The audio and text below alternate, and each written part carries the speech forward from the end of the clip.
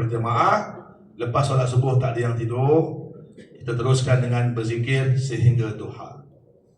Ya, lepas duha, tuan sarapan pagi. Lepas sarapan pagi, tuan nak mandi-mandilah. Lepas tu saya minta tuan dalam pukul 9 tidur. Kenapa tidur? Kenapa tidur? Nak rehat, nak badan supaya bertenaga apabila masuk waktu zuhur. Sebab wukuf bermula masuknya waktu zuhur. Tapi tuan-tuan kalau tak begitu, tuan-tuan penat. Apabila penat, tuan-tuan tak fokus pada ibadah. Sama dengan malam. Malam ni saya akan round tuan-tuan. Sebab biasanya sebelum-sebelum ini ada jemaah yang buat grup. Grup apa? Grup kopi. Mengetih kata orang apa? Betul kan? Saya kata, tuan, tidurlah. Nak bangun pagi besok. Yelah Ustaz, dia pun masuk. Ada 6 orang. Saya round sekali lagi, keluar balik dia. Sabar. Kenapa tuan keluar? Tak boleh tidur Ustaz. Nak tidur macam mana tuan minum kopi? Dah kopi ada, kami minum lah. Baik, doktor dah bagi tahu pada kami, mungkin dah sampai pada tuan-tuan. Tuan-tuan kalau boleh elakkan minum kopi dan teh sepanjang berada di Masyair, Arafah, Muzdalifah dan Mina. Kenapa?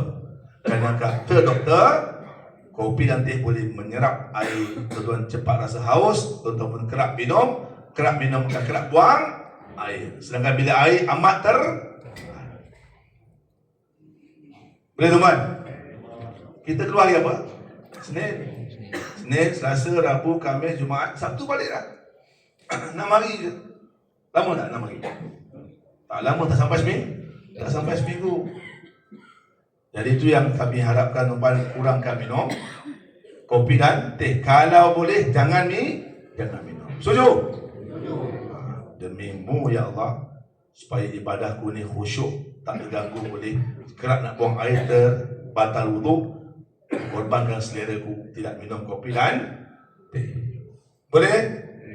Baik tuan-tuan? Tadi tanya saya, Ustaz, takkan tak boleh sikit pun? Saya kata bukannya haram, boleh, tapi fikir-fikirkanlah kesan dia apa. Ya, saya tak buat kajian tuan-tuan. Dia buat kajian doktor buat kajian. Doktor yang beritahu pada saya. Sampaikan pada jemaah, Ustaz, kalau boleh jangan minum air, kopi dan teh. Baik, siapa sini yang kaki kopi dan teh? Tak payah angkat tangan. Dia kaki kopi dan teh, candu kopi dan teh. Setiap hari nak kena minum, tak payah angkat tangan. Semua pecandu. Tuan-tuan baik. Tuan-tuan dah tidur nanti lepas duha, dah sarapan, dah tidur. Tuan-tuan nanti dalam pukul 11 bangunlah, kerana kita punya zuhur dalam pukul 12.20. Lepas tu puan, kita tak tidur lah. Ya, bersiap sedia untuk nak solat zuhur dan asar secara jamak tamam. Tapi sebelum tu kita berzikir. Saya akan minta supaya sahabat ibadat 1 jam sebelum masuk waktu zuhur, dah mula kita kumandangkan zikir-zikir. Tuan-tuan pun semangat nak bangun, nak bersihkan diri untuk bersiap sedia dengan ihram yang kita pakai ni. Kita nak berzikir. Boleh? Boleh tuan? Ini mungkin yang terakhir buat kita. Tak tahu, lepas tinggal. Okey. Dah masuk zuhur, dah solat, nanti akan ada bacaan khutbah. Lepas bacaan khutbah Arafah, tuan-tuan dibebaskan untuk nak buat ibadah masing-masing. Nak berzikir, silakan. Nak baca Quran, silakan. Cuma harapan saya tak ada yang tidur. Sayang tuan-tuan, tu waktu kemuncak, Allah dah buka pintu langit untuk Allah beri rahmat kepada hamba-hambanya yang berwukuf di Arafah. Kita pula tidur. Sebab tu kita kena strategi. Malam tidur awal, pukul 3 bangun, lepas subuh tak tidur, lepas duha dah sarapan, kita tidur. Boleh? Boleh tuan? Saya harap tuan tak payah buat kajian tempatan. Faham? Saya nak keluar kemah, Ustaz, nak tengok apa yang ada di luar kemah. Tak payah. Sebab cuaca hari ni pun suhu dah 47 Celsius. Tuan-tuan janganlah buat hal tuan-tuan, kesianlah pada badan nanti kan tuan-puan terpaksa mewakil pada orang lain untuk melontar.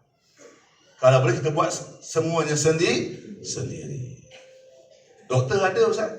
Doktor ada. Doktor yang dia memang doktor ada, tapi tuan nak sakit ke? Tak nak kan?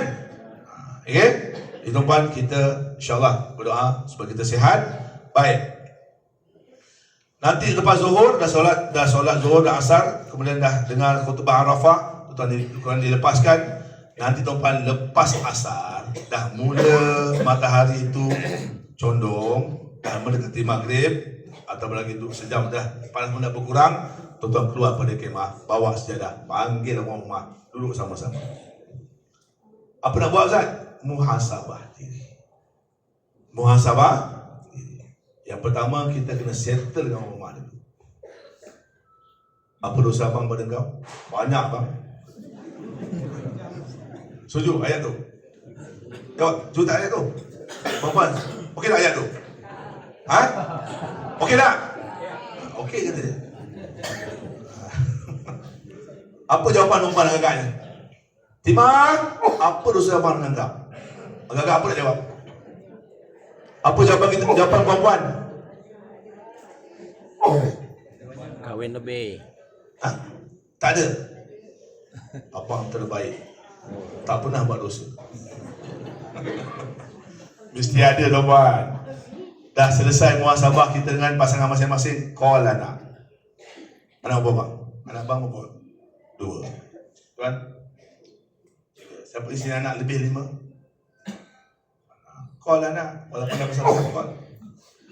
Ayah dengan mak dekat Arafah ni. Dah kami ni memang banyak dosa yang terlihat semua. Maafkanlah mak dan ayah. Boleh ayat tu? Boleh tak boleh? Boleh tak boleh? Atau ego? Atau ego? Takkanlah mak bapak tak mahu anak. Call anak tuan-tuan. Sebab tak mahu anak dan harta punca kita masuk neraka. Okey, tuan-tuan itu yang perlu kita buat. Tuan-tuan bacalah doa sebanyak-banyaknya. Dengan Allah jangan segan silu. Minta yang sebanyak mungkin. Siapa sini minta nak kaya? Tak payah angkat tangan. Tak ada. Nak kaya raya Ustaz? Siapa sini? Allah boleh bagi tak? Allah boleh bagi tak? Boleh. Tapi teman, Allah dah bagi amaran pada ayat saya baca tadi yang kedua. Apa amaran Allah? Man kana yuridu harthal akhirah. Siapa yang mengejar keuntungan akhirat, nazid lahu fi harthi. Kami tambah baginya keuntungan. Dengan syarat kejar keuntungan akhirat.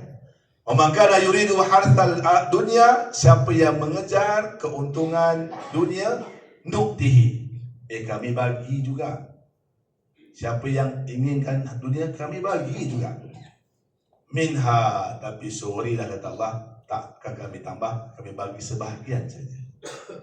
Tapi paling malang kata Allah, orang yang mengejar dunia ni, apa ayat berikutnya?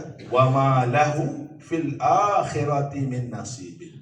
Tak ada baginya bahagian di akhirat nanti. Tuan-tuan, saya dengar dah melemah saya kan. Jangan tuan-tuan, kita nanti di akhirat takkanlah kosong. Tak ada satu bahagian pun untuk kita. Kesan dia sebab kita apa tadi? Fokus kepada mencari keuntungan dunia. Jadi masing-masing tuan-puan, selamat hari masing-masing.